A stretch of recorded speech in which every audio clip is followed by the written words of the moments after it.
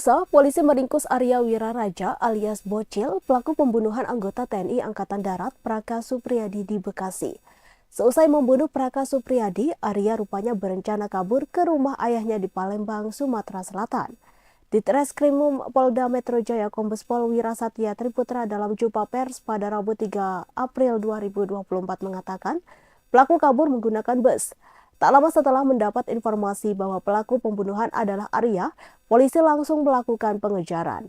Arya menumpang bus dari terminal Kampung Rambutan, kemudian polisi berhasil mencegat bus tersebut dan mengamankan pelaku di sebuah rumah makan di Cilegon, Banten.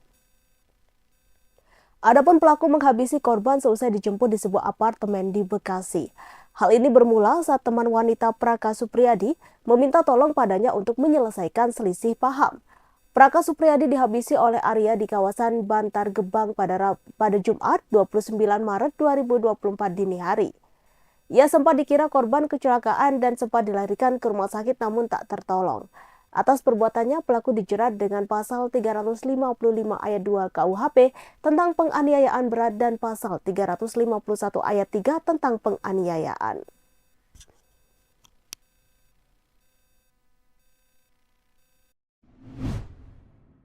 Tewasnya anggota TNI Angkatan Darat bernama Praka Supriyadi yang mulanya ditemukan bersimbah darah di kawasan Bantar Gebang, Kota Bekasi sempat diselimuti misteri. Praka Supriyadi sempat dikira sebagai korban kecelakaan karena tergeletak di pinggir jalan pada Jumat 29 Maret 2024 dini hari. Korban kala itu masih dalam keadaan hidup, mengalami luka di kepala dan tangan. Praka Supriyadi sempat meminta tolong pada warga untuk dibawa ke rumah sakit. Tak hanya itu, saat dalam keadaan darurat, Praka Supriyadi sempat mengaku sebagai anggota TNI pada warga. Namun Praka Supriyadi meninggal dunia tak lama setelah dibawa ke rumah sakit diduga karena kehabisan darah. Di Treskrimum Polda Metro Jaya, Kombes Pol Wirasatya Triputra dalam keterangan pada Rabu 3 April 2024 mengatakan, korban dibacok oleh pelaku menggunakan pedang sebanyak 4 kali. Wira mengungkapkan peristiwa bermula saat Praka Supriyadi mendapat informasi dari teman wanitanya W alias S yang diajak berhubungan seksual oleh pelaku Arya Wiraraja alias Bocil. W disebut berselisih paham dengan Arya dan meminta tolong korban datang ke apartemen di Bekasi untuk menyelesaikan. Selanjutnya, Supriyadi bersama beberapa teman datang ke apartemen dan bertemu dengan pelaku. Supriyadi kemudian memboncengkan pelaku menggunakan sepeda motornya. Namun Arya justru mengarahkan korban menuju rumah temannya bernama Alfian. Saat inilah pelaku meneriaki korban dengan sebutan begal dan kemudian melukainya dengan pedang yang berada di teras temannya. Korban kemudian ditemukan bersimbah darah oleh warga setempat.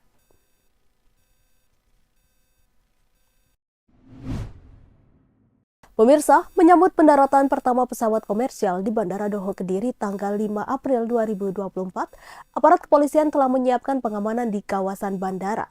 Kapolres Kediri Kota AKBP Bramastyo Priyaji menjelaskan, kawasan Bandara Doho Kediri meliputi Kecamatan Banyakan, Kecamatan Grogol, dan Kecamatan Tarukan masuk wilayah hukum Polres Kediri Kota. Dijelaskan untuk mematangkan pengamanan akan melakukan rapat koordinasi kembali untuk membahas pengamanan kawasan bandara. Pengamanan Bandara Doho Kediri dilakukan baik di kawasan maupun di luar kawasan bandara. Karena selain mengamankan di dalam juga dilakukan pengamanan di areal di luar bandara.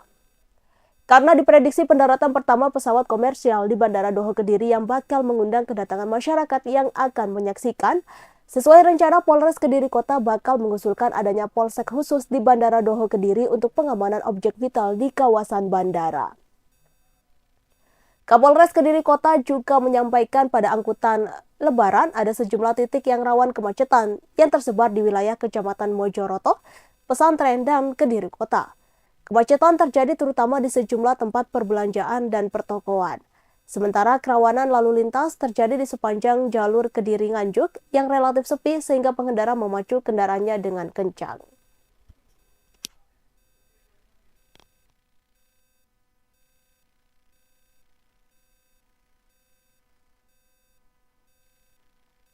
Kemudian beberapa di wilayah barat, barat sungai seperti di wilayah Tarukan, Binaan, dan Bogor.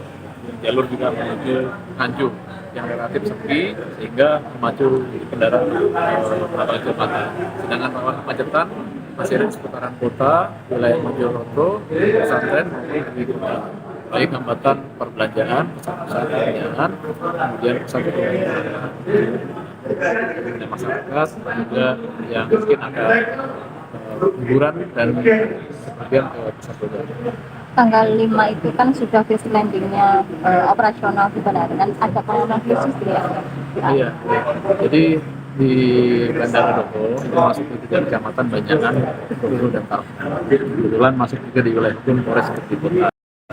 Kami dari Polres Kediri Kota sudah melaksanakan pertemuan yang pertama dengan jajaran Kasatpura, kemudian beberapa sektor terkait seperti pemerintah Kabupaten Kediri, kemudian TNI dan juga dari SDAI.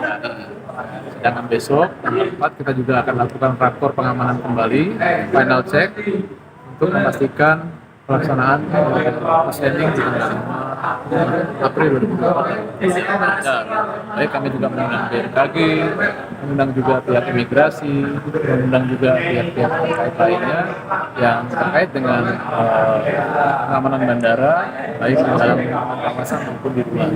Karena kita tahu juga selain kawasan dalam juga ada kerawanan di area luar, mungkin karena jalan sepi, balap liar, kemudian masyarakat masih banyak yang akan melihat landing dan take off-nya bandara, termasuk juga antisipasi kalau mas di dalam kawasan.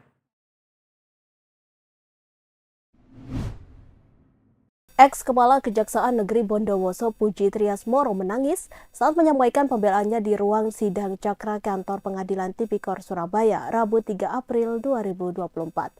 Puji Triasmoro menjadi terdakwa atas dugaan suap pengurusan perkara senilai Rp475 juta di lingkungan Kejari Bondowoso.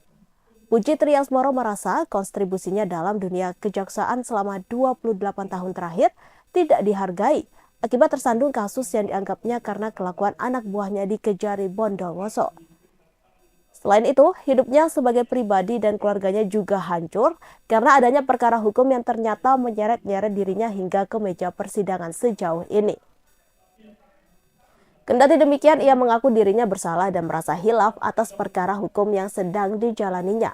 Bahkan, Puji Triasmoro merasa bahwa perkara hukum yang sedang dijalaninya ini sudah membuat kehidupan pribadinya dan keluarganya hancur. Oleh karena itu, Puji Triasmoro juga meminta kepada majelis hakim persidangan untuk menjatuhkan hukuman ringan kepada dirinya. Dan ia merasa bahwa dirinya layak memperoleh keringanan hukuman tersebut. Karena merasa selama berkarir mengabdikan diri pada instansi, Adiaksa lebih dari 28 tahun ini ia tak pernah terlibat pelanggaran disiplin etik profesi.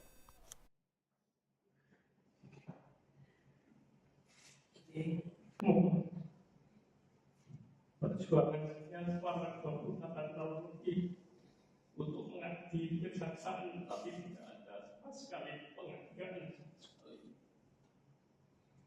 Saya mengakui saya salah, hilaf.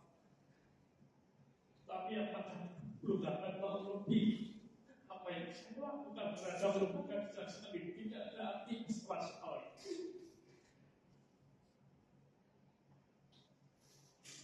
Dan kami sudah bertanya, saya sebagai tulang punggung keluarga, saya mohon yang dia untuk memberikan.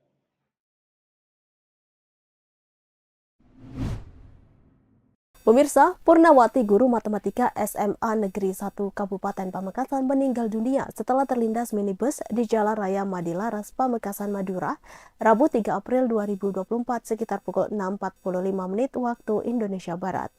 Minibus berplat nomor AE 47292NA ini dikemudikan Imamudin, 38 tahun, warga desa Pragaan Daya, Kecamatan Pragaan, Kabupaten Sumeneb.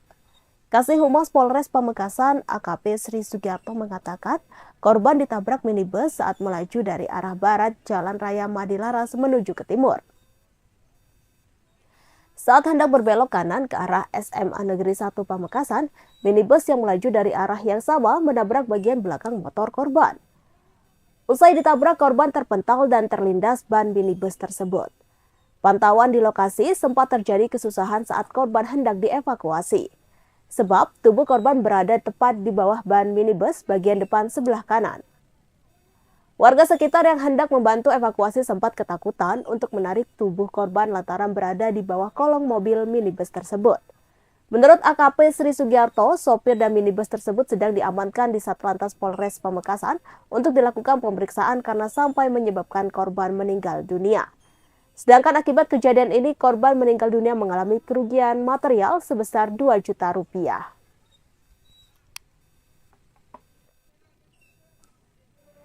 Jadi benar tadi pagi ada kecelakaan lalu lintas dan menyebabkan korban meninggal dunia. Ya, ini seorang guru di SMA Negeri 1 Pamekasan. Beliau mau melaksanakan absensi ke sekolahnya. Dia berjalan di arah barat, mau belok kanan ke gang SMA Negeri 1, dan ternyata disitulah di pertigaan itu dia ditabrak oleh mobil minibus dan meninggal dunia di TKP. Nah, untuk penyebabnya ini apa dan? Pengendara bis mini itu sekarang ditahan atau gimana? Ya, untuk pengendara bis mini dan kendaraannya ada di unit laka, dilakukan pemeriksaan. Karena memang korban meninggal dunia, ini akan segera kita progres ya untuk laporan ke Polda. Dan ini dugaan sementara ini kenapa dan? Jadi di sini masih dilakukan pemeriksaan ya oleh tim unit laka bagaimana kronologisnya, dan kami berpesan ya kepada masyarakat baik pengemudi maupun penyeberang jalan ya, baik pengemudi sepeda motor maupun roda 4 ini harus hati-hati dan waspada. Jadi ketika itu ada pertigaan, ini kan korban kan mau belok ke gang, jadi ini kan pertigaan. Nah, di sini jangan sekali-kali menyalip, ya, jangan sekali menyalip. Ya, kalau kita menyalip, ini tidak terlihat bahwa ada seseorang yang akan menyeberang ke gang tersebut. Nah, ini bisa terjadi kecelakaan. Maka sering di jalan ini ada rambu-rambu lalu lintas, ada pertigaan mesti ada gambar begini. Kalau simpang 4 ya silang, ya ini simpang 4. Jadi warnanya kuning, dasarnya kuning, gambarnya hitam. Ini ada tanda untuk hati-hati. Ini sebenarnya ada pelanggaran lalu lintasnya, ya, di simpang 3, simpang 4, di atas jembatan, menyalip. Ini dilarang dan itu ada pasalnya. Karena dilarang ya karena berbahaya. Ini buktinya sekarang. Ketika di simpang 3, ya kemungkinan ini menyalip, tidak terlihat ada yang menyeberang, akhirnya terjadi kecelakaan. Pemirsa, artis Sandra Dewi tiba di Kejaksaan Agung Republik Indonesia pada Kamis 4 April 2024. Kedatangan Sandra Dewi untuk diperiksa sebagai saksi dalam kasus dugaan korupsi tata niaga komoditas timah wilayah izin usaha pertambangan PT Timah Tbk 2015 hingga 2022 yang menjerat suaminya Harvey Mois. Sandra Dewi datang sekira pukul 9.25 waktu Indonesia Barat. Tak sendiri, Sandra Dewi datang didampingi seorang pria dan wanita yang diduga merupakan kuasa hukumnya. Ketiganya berjalan ke Gedung Kartika Kejaksaan Agung Jakarta. Sandra Dewi mengenakan kemeja berwarna putih dan celana abu-abu. Sementara rambut panjangnya dibiarkan tergerai.